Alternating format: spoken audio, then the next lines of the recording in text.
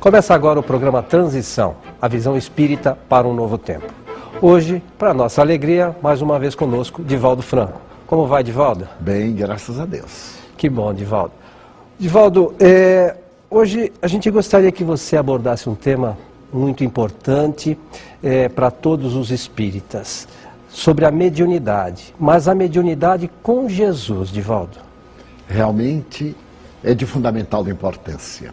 Por mais que abordemos a questão da mediunidade, sempre existem ângulos que permanecem um pouco obscuros, senão desconhecidos. Façamos um retrospecto histórico. No dia 16 de janeiro, ou melhor, no dia 16 de setembro do ano 96, depois de Cristo, nós vamos encontrar na história narrada por Filóstratos, o notável historiador grego, um momento quando Apolônio de Tiana, na cidade de Éfeso, considerada uma das mais importantes do mundo na sua época. Éfeso era uma cidade com 500 mil habitantes aproximadamente. Era o porto Oriente, Ocidente. Facilmente chegava-se a Roma e facilmente chegava-se a Jerusalém. Na época das festas, Éfeso chegava a receber mais 500 mil visitantes para os grandes jogos. Apolônio de Tiana era um homem notável, um pensador, clarividente. E certo dia, nessa manhã de setembro, enquanto ele falava aos Efésios, em um dos muitos lugares em que ele proferia maravilhosas conferências, ele experimentou um transe. E nesse transe, segundo o historiador, ele conta que naquele momento em Roma estava sendo assassinado Tito Flávio Domiciano. Tito Flávio Domiciano era um imperador perverso, que fazia recordar na sua crueldade Nero, Calígula, aqueles da chamada Casa Júlia. E ele narrava o incidente do assassinato com tal riqueza de detalhes que as pessoas ficaram estupidificadas. Quando ele terminou a narrativa, ele disse: agora exultemos. Éfeso está livre deste fanfarrão ignominioso. As pessoas correram assustadas, porque supuseram que se tratava de uma alucinação. E, naturalmente, quando o imperador tomasse conhecimento, descarregaria sua ira contra a formosa cidade de Éfeso. Passaram-se os dias e, posteriormente, quando chegaram as primeiras embarcações nascidas em Roma, teve-se a certeza de que aquele fenômeno mediúnico de clarividência à distância acontecera exatamente como Apolônio de Tiana tivera ocasião de o narrar.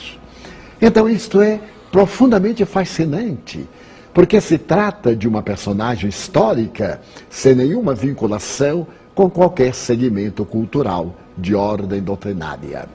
Narra Boccaccio, o grande historiador italiano, que dedica uma grande página a Dante Alighieri, que o seu advogado teve a oportunidade de contar que depois da morte do poeta, certo dia, seu filho Jacopo, filho de Dante, teve um sonho com o notável pensador.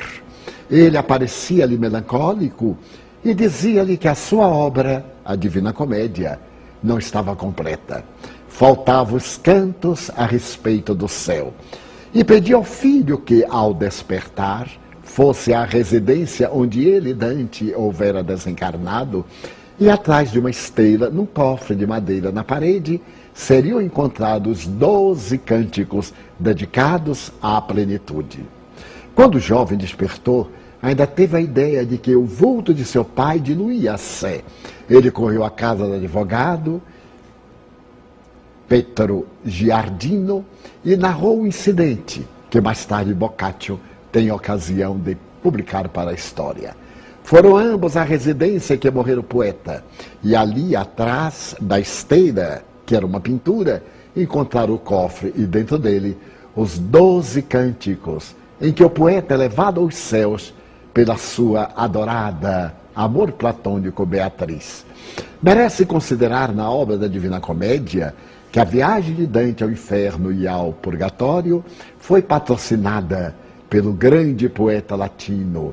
Portanto, se tratava de um amigo ainda material, mas o céu, ele foi levado por Beatriz, que na sua tradução mais profunda significa aquela que faz feliz.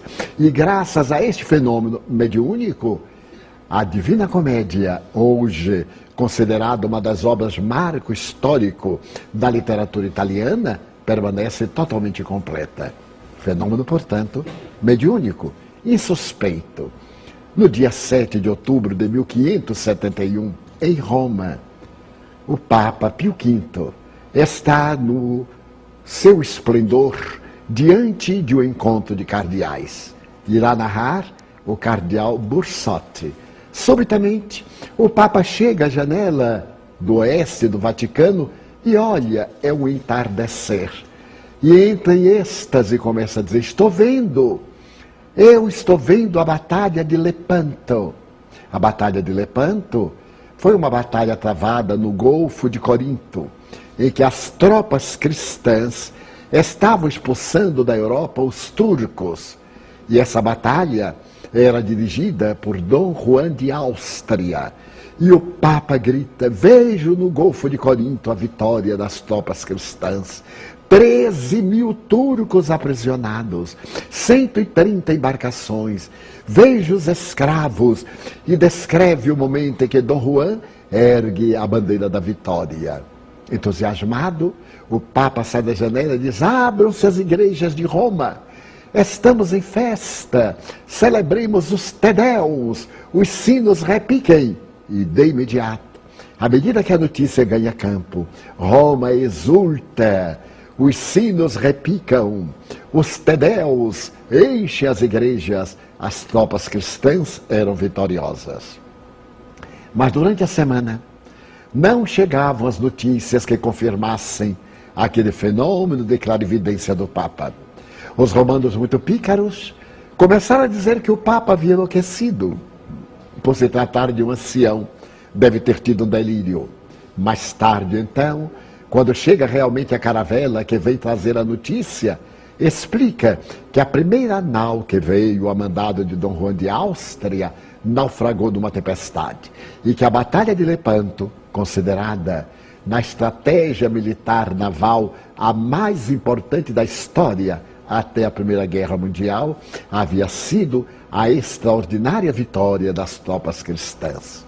Portanto, um fenômeno mediúnico dos mais relevantes. Na madrugada de 19 para 20 de fevereiro de 1939, orando no seu quarto de dormir, ao lado do quarto do Papa Pio XI, o cardeal Eugênio Pacelli está entregado à oração. Eugênio Pacelli havia sido representante do Vaticano em diversas cidades da Europa e particularmente na Alemanha. Era um homem austero, um grande diplomata. E ele está orando, quando de repente ele vê uma claridade na entrada da porta. E voltando-se na direção, ele é tomado de estupor, porque aparece-lhe o Papa Pio X. O Papa Pio X diz-lhe, Pacelli, ele, santidade, não sou santidade. Eu sou teu irmão e venho em nome de Jesus dizer-te que logo mais serás Papa. O mundo entrará numa grande conflagração e apraz ao Senhor que sejas o chefe do rebanho cristão católico, que governes com bondade e com misericórdia. Santidade. O Papa Pio XI está vivo em toda a sua glória. Pacelli, eu venho dizer-te que tu serás Papa e que deverás governar a Igreja com mansuetude e com misericórdia. E desaparece. Eugênio Pacelli era um homem austero.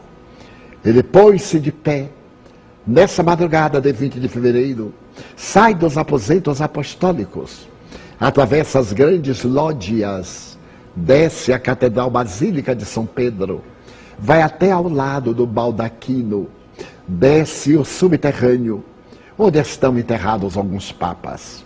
dirige-se à cripta onde estão os despojos do Papa Pio X. Ajoelha-se e ora fervorado. Ao amanhecer, quando ele sai, um guarda suíço pergunta-lhe: mas, Sua Eminência, por que está tão pálido? Porque eu tive nesta noite a visão do Papa Pio X. Mas o Papa Pio X morreu, eu sei. Foi ele que me deu o chapéu e o anel cardinalícios. Eu sei. Ele veio dizer-me que eu seria Papa. Logo depois, adoece e desencarna o Papa Pio XI. E no primeiro escrutínio secreto, Eugênio Pacelli é tornado Papa Pio XII. Então a humanidade estua, as forças nazistas ganham campo com Adolf Hitler. No mês de setembro, a Polônia invadida, os Países Baixos, a Áustria, e tem começo a Segunda Guerra Mundial, conforme vaticinado pelo Papa Pio X em espírito. O nazismo toma conta da Europa Central e explode a Segunda Guerra Mundial, a mais terrível de todos os tempos. 60 milhões de pessoas que morrem de maneira dolorosa.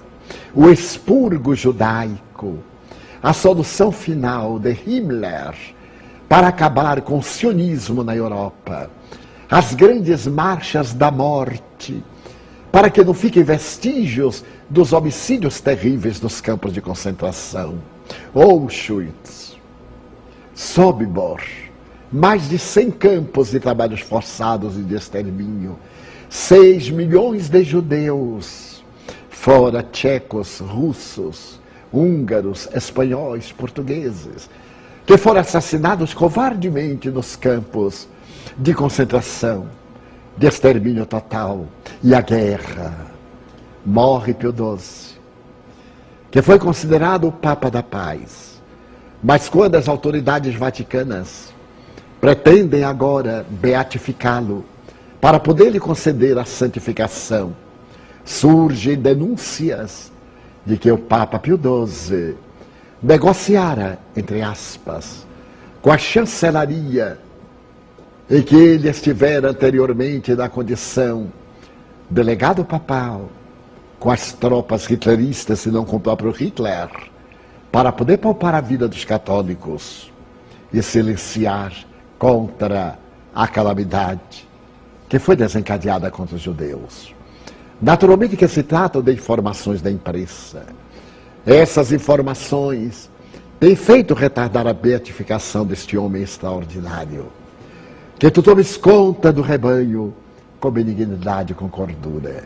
Mas ele próprio informaria mais tarde que por ocasião do Ano Santo de 1950, Ano Santo que se repete a cada 25 anos da Igreja Católica, quando se abre uma das portas seladas da Catedral de São Pedro para as celebrações, ele sonhara com Jesus no Natal e anunciara que Jesus lhe aparecera. Portanto, a mediunidade está presente na historiografia da humanidade, sem qualquer compromisso com religião. Nós vamos ver, por exemplo, que o grande criador dos Mormons, o Sr. Smith, assevera que teve uma visão de Deus, que ele falou para que criasse uma doutrina com base de natureza ético-moral e poligamia. Vamos encontrar a mediunidade de Maomé, que no Monte Moriá tem a oportunidade de, em transes mediúnicos, segundo uns, em transes catalépticos, segundo outros, ou talvez no estado de crises epileptiformes, manter contato com o arcanjo e então apresentar a bela doutrina maometana. Nós podemos recorrer, por exemplo, aos livros sagrados de todas as religiões do passado e encontrarmos a mediunidade. Ou na filosofia em Sócrates, trazendo-nos ideia desta singular paranormalidade humana. Nós vamos para um rápido intervalo, Divaldo, e já retornamos.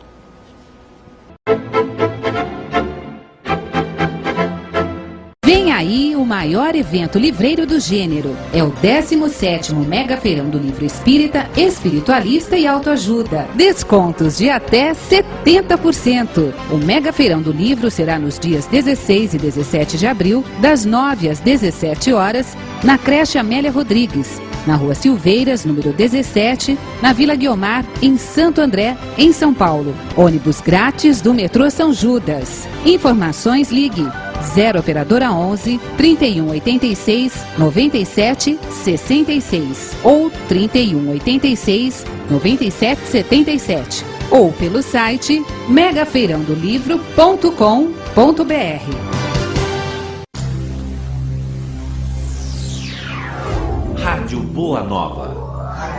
Sintonize. Em todo o Brasil. Saiba como ouvir. Ligando, por e-mail ou acesse o site. A comunicação em prol de um planeta de regeneração. Rede Boa Nova. Emissoras da FEAL. Fundação Espírita André Luiz.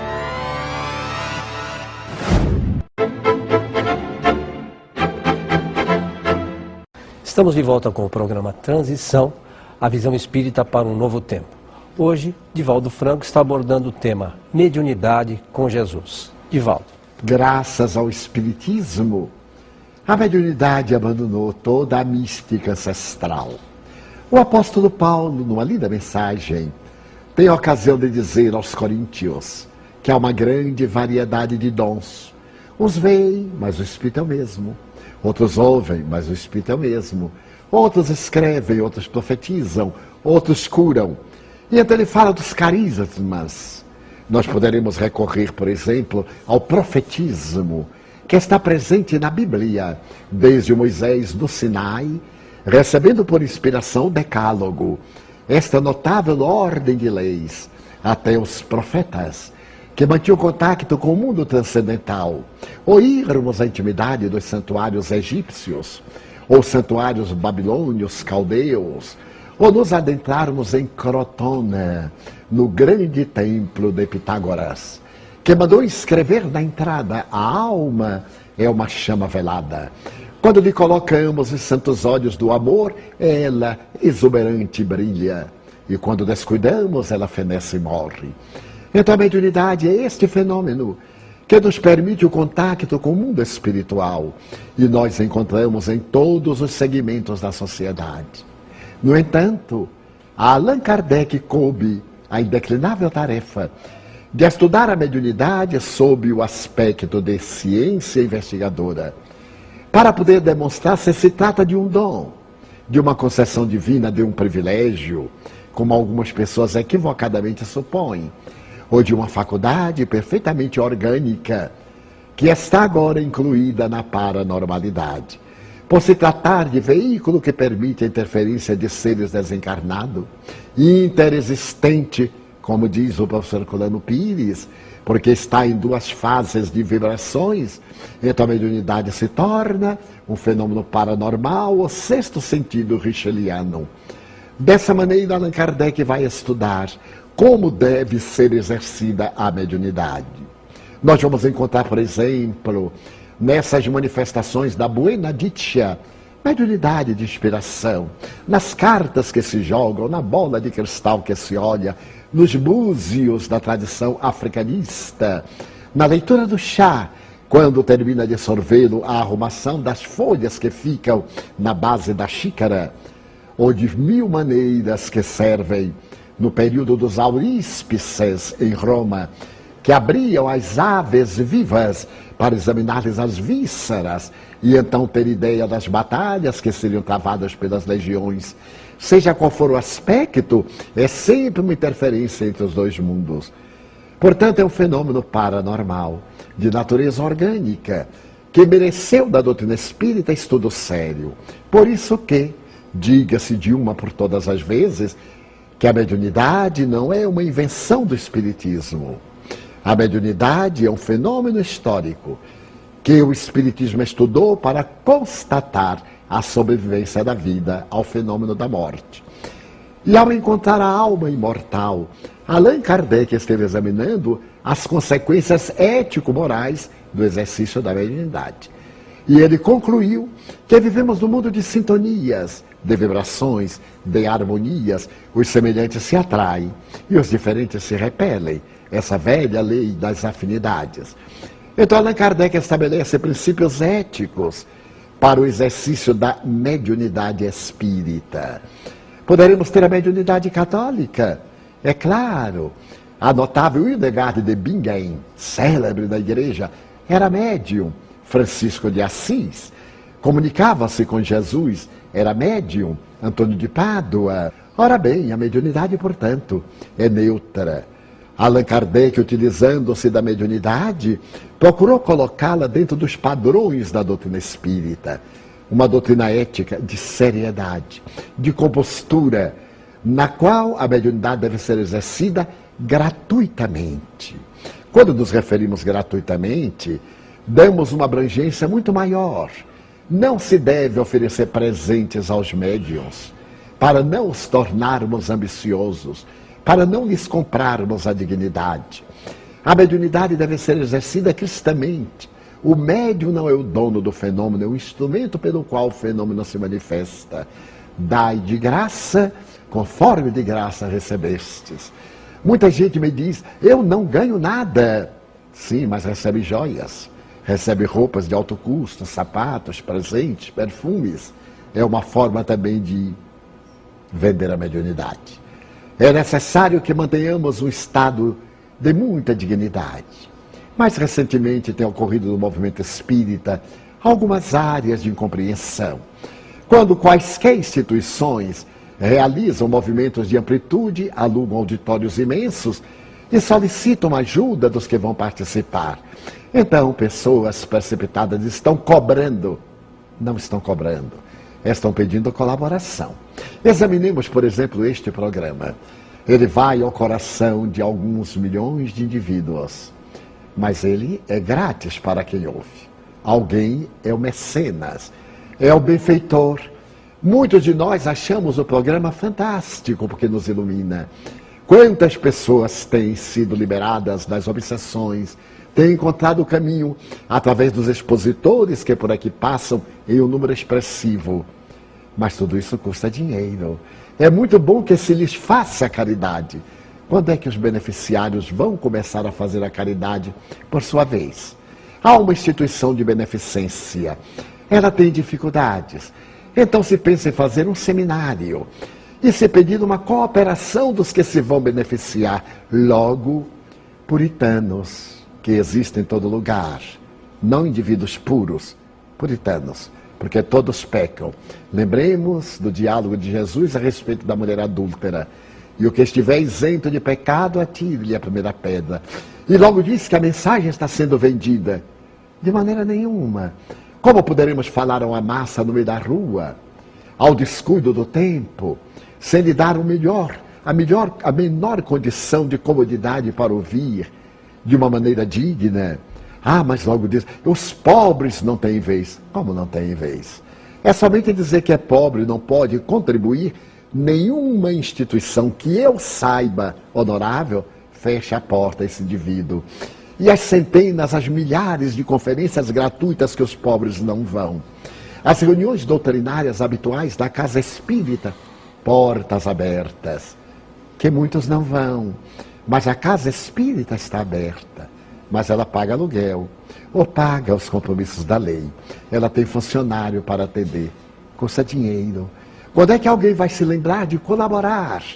Então, muitas vezes, essas instituições formulam a proposta de um seminário, de um encontro, como aconteceu com Chico Xavier aqui em São Paulo, quando a senhora Mercedes realizava os jantares, que ficaram célebres, convidava artistas, e as pessoas iam, não eram ao jantar, nem para ouvir o artista, iam, sejamos honestos, para poder estar com Chico Xavier, para poder apertar-lhe a mão na fila imensa, nos encontros que iam até as madrugadas, tardes, noites, madrugadas de autógrafos, para poder apertar-lhe a mão, a pessoa ia com um livro. Será que estavam vendendo a imagem de Chico Xavier? De maneira nenhuma. Era também uma maneira de estimular a pessoa a ler, porque se não tem motivação, não ler. Não irá a uma livraria buscar o livro, outra hora eu compro, e esta hora não chega nunca. Então aquele seminário é para poder beneficiar a instituição espírita. Mas aquele que ali está não recebe nada. Convida-se alguém para ir expor a doutrina em algum lugar. Tem que se pagar a passagem, a pessoa não cobra nada. Mas alguém tem que contribuir. Será um crime pedir-se ajuda? No Espiritismo, a mediunidade com Jesus é nobre, porque o médium, isto sim, não se beneficia. E muitas vezes se coloca um livro por ele psicografado, como no meu caso, e de outros. Porque muitas vezes o valor que se solicita é metade do preço da capa do livro. Então a pessoa vai ser no seminário, comprando uma obra, digamos, de R$30, dá 15 para pagar as despesas, ganha 15 e ouve o seminário gratuitamente. Porque é essa gratuidade que o Evangelho recomenda, que o indivíduo não se beneficie. Então a mediunidade com Jesus é a entrega, são as noites indormidas, as lágrimas vertidas no silêncio, sem queixa, sem reclamação, a imensa alegria de servir, trabalhar, como no meu, e nos casos de todos que se dedicam, 35 anos ininterruptamente, para poder ter a dignidade de viver do suor e do salário da sua face, e dedicar todas as horas extra, quando trabalhava, e as horas integrais, depois da aposentadoria, ao exercício da mediunidade. Então a mediunidade se transforma no veículo de bênçãos, que consola os desafortunados da terra e do além. Disse Allan Kardec, não se conhece o verdadeiro médium pelas comunicações de alto coturno que recebe, mas sim pela facilidade que tem de se comunicar. Então este é o bom médium.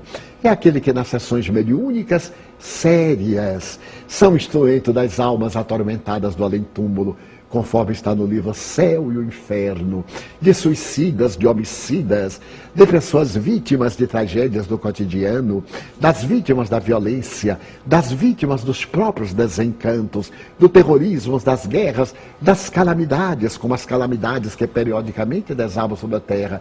E o médium entrega-se-lhe. Eu me recordo que nos anos 80, frequentando, vez que outras reuniões mediúnicas que se realizavam na Casa Espírita da Prece, como também em Pedro Leopoldo na época, Chico Xavier, venerando pela idade, pela enfermidade e pela faculdade, e as reuniões de desobsessão, para ser veículo de espíritos infelizes, sofredores, enfermos, por intermédio de cuja faculdade eles recebiam a luz do discernimento e recuperavam-se, para que no fim uma entidade veneranda encerrasse os trabalhos dedicados inteiramente à prática da caridade. A mediunidade com Jesus, pois, é a mediunidade a serviço da caridade, a serviço do bem, da solidariedade, dos passes, em que nós damos a alma da água magnetizada, da psicoterapia, da boa palavra, das atividades de cura. E qual a reunião edificante que também não é de cura? Desde que estejam 2 ou mais reunidos em meu nome, disse Jesus, aí eu estarei entre eles. Então a proposta da mediunidade com Jesus é essa proposta da mediunidade sensível, simples, bondosa, missionária do amor e da ternura, em que o médium se apague, como dizia muito bem João Batista, a mim me comove. É necessário que eu desapareça para que ele cresça. É necessário que nós, os médiuns, deixemos de tanto charme, de tanto encantamento, que nós desapareçamos para que o Cristo vivo pulse em nós. Fale pela nossa boca, haja pela nossa mão, sinta pelo nosso coração. Esta é a mediunidade com Jesus. É a mediunidade espírita, a mediunidade exercida no silêncio do centro espírita, que ninguém sabe, e que pode ser comentada depois, naqueles momentos esfuziantes dos estudos dos fenômenos realizados, para que, ao termo da jornada, o médium possa dizer: glória a Cristo. Aqueles que vamos viver a vida eterna, te homenageamos e te saudamos, cantando o hino de exaltação e de glória à imortalidade. deixamos aqui, exarado neste ano do Sesc Centenário de comemoração do Livro dos Médiuns, este apelo aos médiuns espíritas. Amor. Porque fora da caridade não há salvação. Divaldo, nossos agradecimentos a você. Até o nosso próximo Transição.